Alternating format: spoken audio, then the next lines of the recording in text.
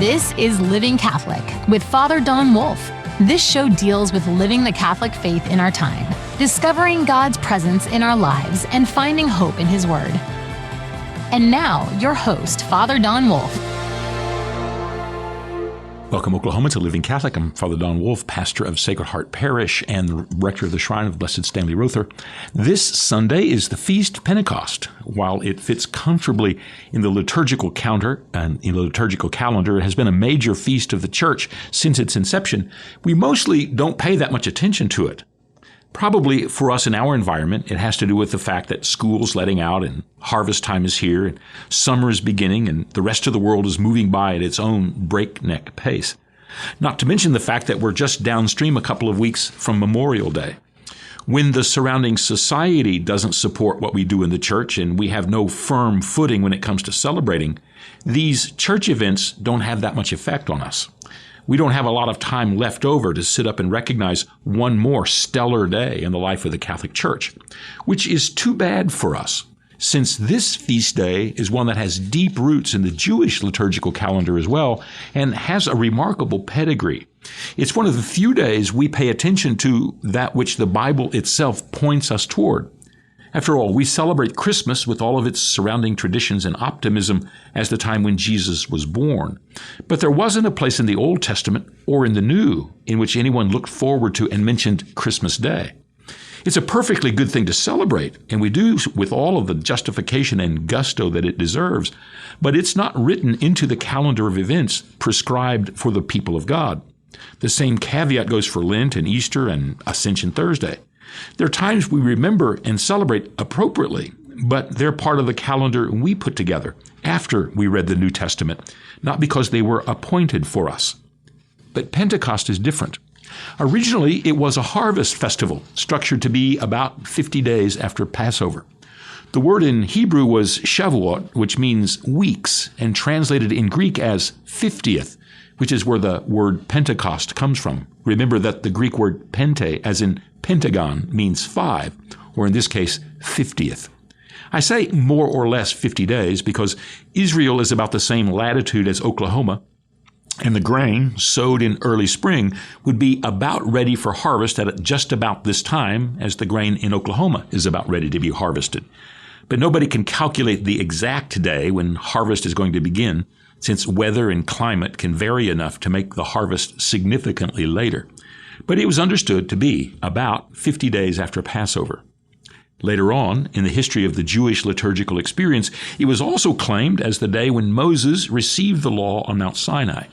From being a memorial of thanksgiving for the new crop, Pentecost became a celebration of the great harvest of justice and order and uniqueness given by God to His people of Israel. When this feast day came around and was celebrated at the heart of the Jewish world in Jerusalem, it attracted pious Jews of means, after all, who else could travel from all over the empire, to come and give thanks for what they had received. The gift of God was something more than the bread they ate. It was also the means by which they lived their lives as a people peculiarly given to God's own presence in the world. It was a feast of thanksgiving to God for the law entrusted to the people of Israel. Not only that, it was one of those curious numbers from the Old Testament that we see reinforced over and over. There's nothing magical about it, but 50 adds up to 7 sevens. 7 is the number of days of creation, an entire week, and a week of weeks being 49 is completed on the 50th day. So Pentecost becomes the 50th after Passover. All of these factors together make it a big deal, something to pay attention to, which is what happens among the apostles in the Acts of the Apostles. 50 days after the resurrection, the whole city of Jerusalem was filled with people from all over the Jewish world who had come to celebrate this great feast. Remember, they were gathered for Pentecost. The celebration of this day was the occasion for what happened, not the celebration of what took place when it happened. They were all gathered in order to have their own recognition of the day of Pentecost. And as they were gathered, so it is described in the Acts of the Apostles, these several things took place. All of them were out of the ordinary. Each of them has a kind of long pedigree when it comes to understanding what they mean.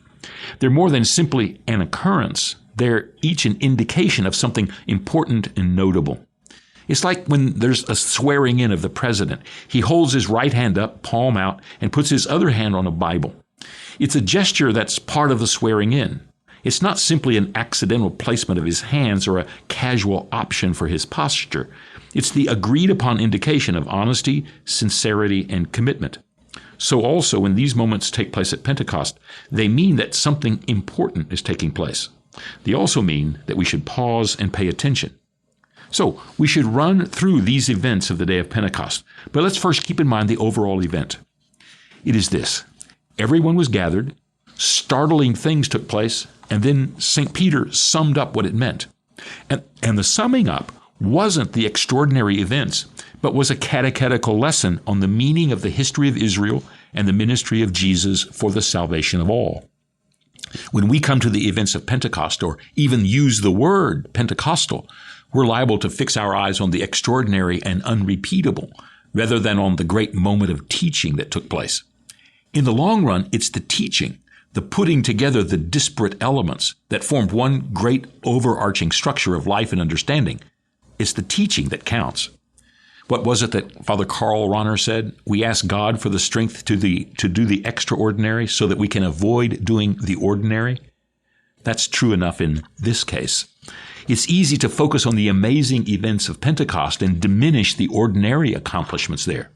At the end of the day, St. Peter stands up and teaches. In fact, his teaching is so powerful that many are added to the life of the faithful that day. But when we read the passages, we're overwhelmed by speaking in tongues and wild rushing winds more than we are by the power of his words to convince and satisfy. It would seem we're more taken with the phenomena around the principal achievement than we are of the achievement itself. As we go through all that took place on this great feast day, we should endeavor to keep in mind, at the end of the day, St. Peter stood up, provided a lesson to the hungry hearts of his listeners, and then provided them with the sacrament they longed for. Doesn't that sound familiar to us? But to the events that surprised everyone on that day, and then to their impact. First of all, as the apostles were gathered as part of this great feast, they were Jews, after all. They heard a driving wind. Tongues as of fire appeared, and they began to speak in different languages. So we'll go through those manifestations one by one, but they're all related. First of all, what the disciples heard was something like a, quote, wind, unquote. What the Bible describes is a word used only twice in the whole Bible. It has the same root word as the Greek word for spirit or breath, but it's not the regular word used for it. Reading this description is exactly accurate. It sounded like wind, both in that it had the sound of air rushing past, as well as the fact that when you said the word, it sounded something like you were saying wind. I don't know if we have a good example of such a thing in English. It would be something like saying, as they were gathered there, the window blew open. The sound of the word window, since it sounds like wind, as well as the implication that it blew open somehow by the force of the air rushing past it, that gives us a hint that it's related and that we ought to pay attention to the force of what was happening. Now, that's not a translation. It's more of a poetic allusion to the kind of thing they heard, but it's worth paying attention to. And we should also pay attention to the fact that wind, breath, spirit, and speaking are words that are also related. That is to say, when the wind blows, we know it's like a breath that we exhale. We speak by blowing air across our vocal cords. That's how we make sound. And the sounds we make are what makes the words we use as we speak. To hear a driving wind and then have it followed by a description of speaking languages isn't an accident for the careful listener. When the wind blew on Pentecost, it was an open door for something to happen.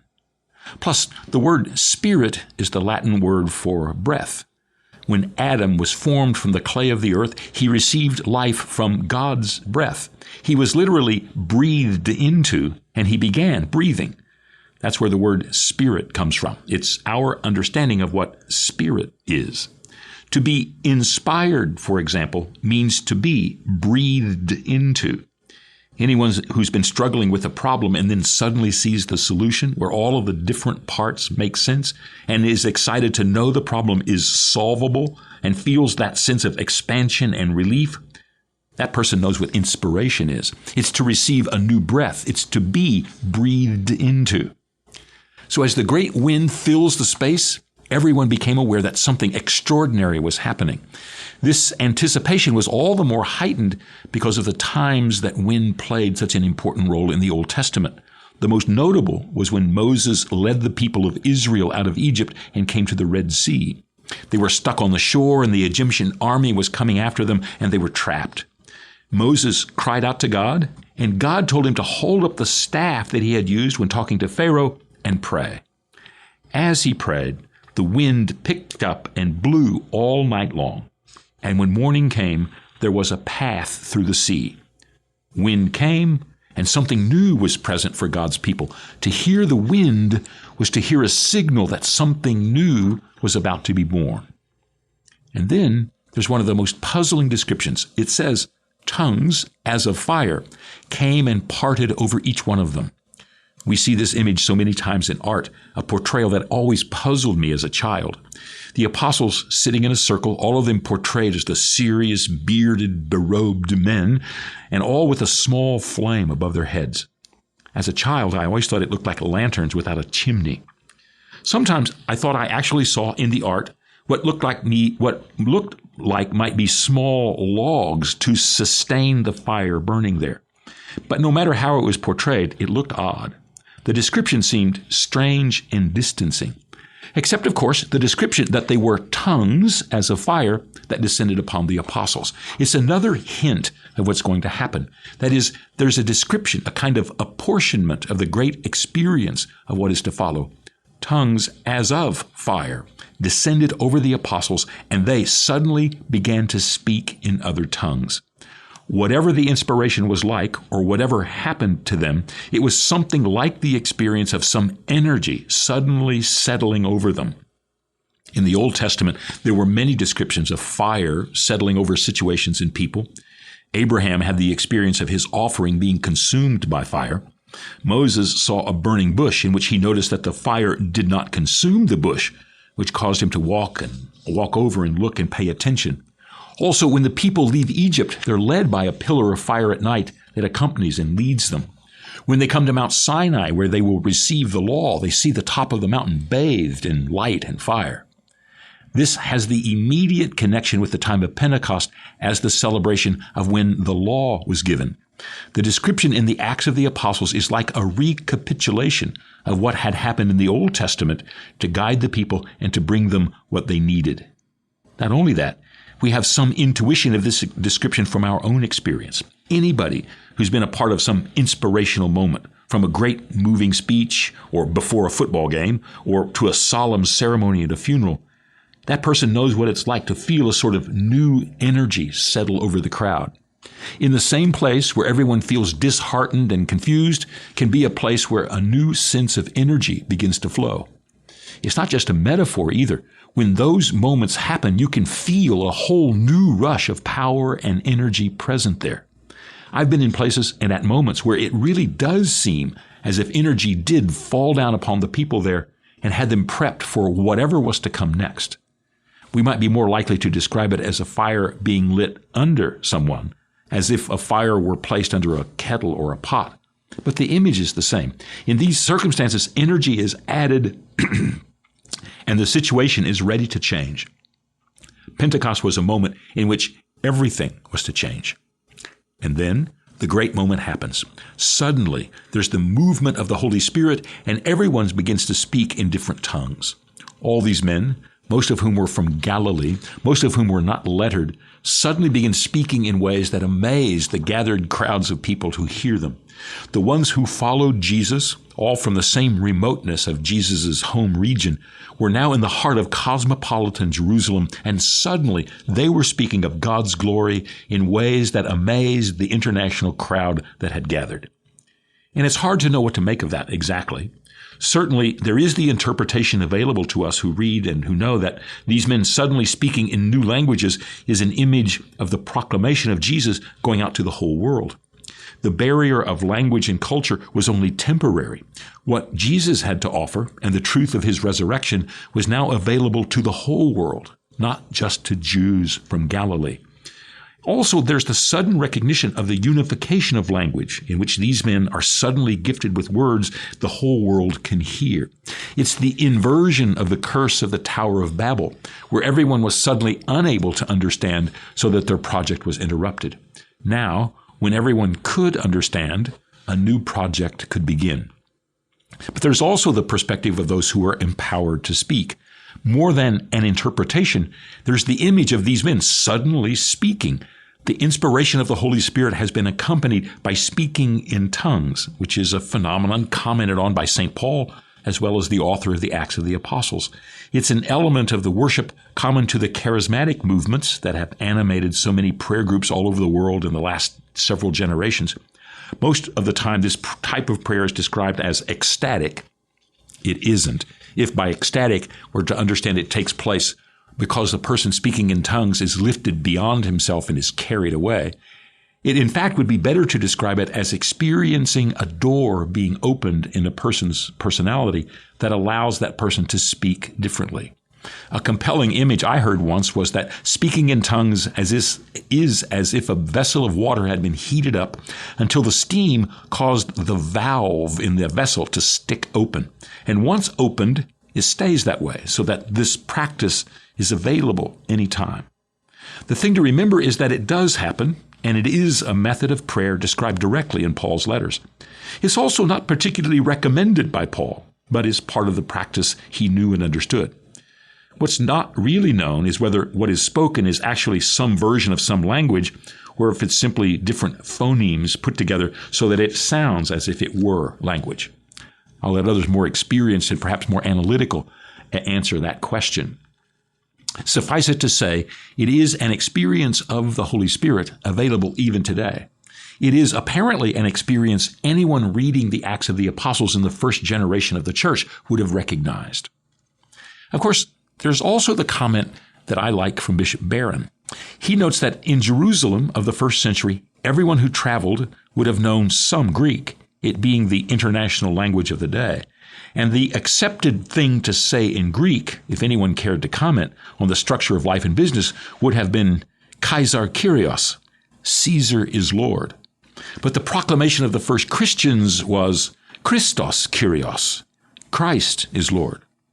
That simple change in pronunciation would have been understood by everyone there, and it would have been truly startling for them to hear.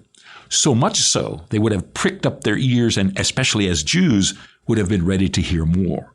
Rather than a radical restructuring of how people learn and speak languages, this first proclamation could have been the most basic and the most impactful we could imagine.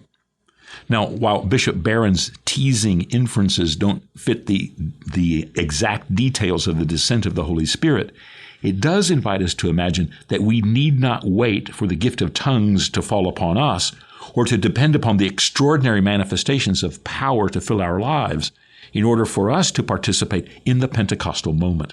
To be filled with the Spirit is, first of all, to proclaim what we know to be true. And the first of this proclamation is to know and to proclaim that Jesus is the Christ and is the Lord of the dynamics and the prospects of the world.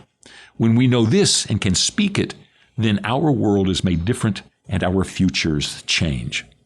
As we go through the end of the passage, there are three things to notice. The first is that the description of this particular Pentecost is that a new inauguration of power has come down upon the apostles. They were filled with an energy from beyond them. It was as if they were set on fire, and they were provided with an energy they couldn't account for, other than it came upon them and provided them all they needed to know about their mission and how to fulfill it. The second is that they began to speak. They were not content to stay as they were and enjoy the reputation of those who had followed Christ. Their history paled in comparison to their futures. It was not where they had come from, but where they were going that defined them. The coming of the Spirit animated them and transformed their identities. They didn't turn their backs on the past, but the past became only prologue. It became the perspective from which they could go forth to make the message of Christ powerful and meaningful. And finally, the end of the description of the day of Pentecost was Peter's sermon to those who were gathered, all delivered in Greek, by the way. He summed up everything that had happened and invited those who had heard the apostles speaking of the glory of God to respond to God's initiative. In short, he taught them. But teaching doesn't end by providing them information. The sum of the work of God was for them to take action, which they did by being baptized. Just as when the wind blew over the waters of the Red Sea so that there was a pathway forward for the people of Israel, the wind blew through the day of Pentecost so that water was summoned and poured over the 5,000 of those gathered as they entered the life of Christ in the church. Peter summed up the work of God by summoning the original power of God to open a new pathway for the people of Israel. That was this new Pentecost experience on this renewed day. That's what celebrating Pentecost is like. The wind should howl through our lives as we wake up to all God has done to bring us here. We've all been chosen and exquisitely empowered to speak of what we have known and seen of God at work with us.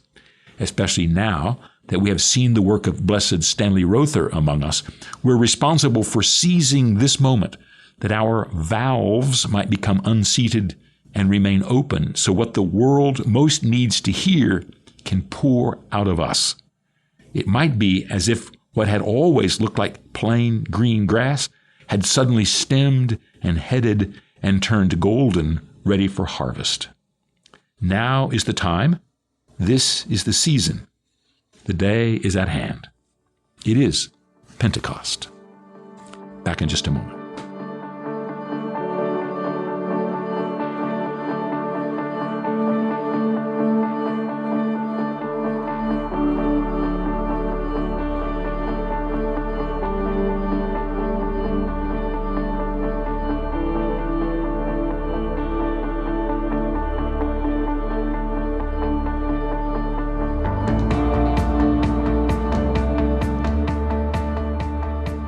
Welcome back to our final segment, Faith in Verse. We have a poem today called, What is My Life?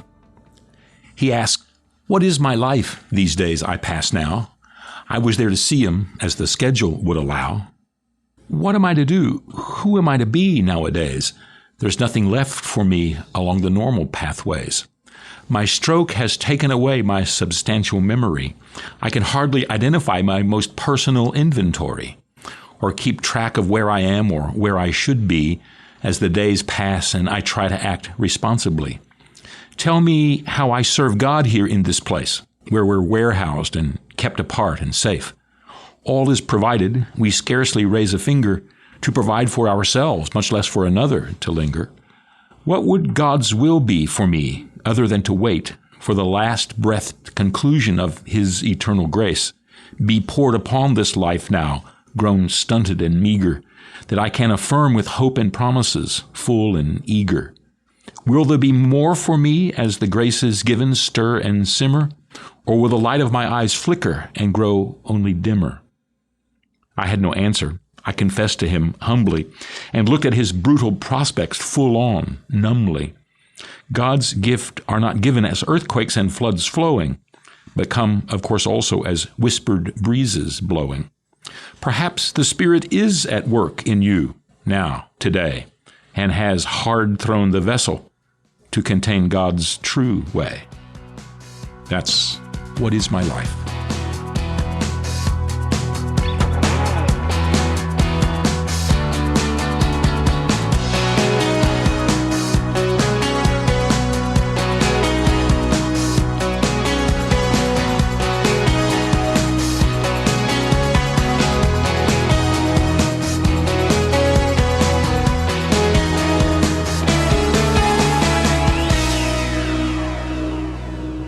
The day of Pentecost is simply the beginning for the disciples to experience and then to put into practice the power that comes to them by way of the Spirit. So it is also for us. I hope that in the weeks to come that we can continue exploring together what it means to be living Catholic.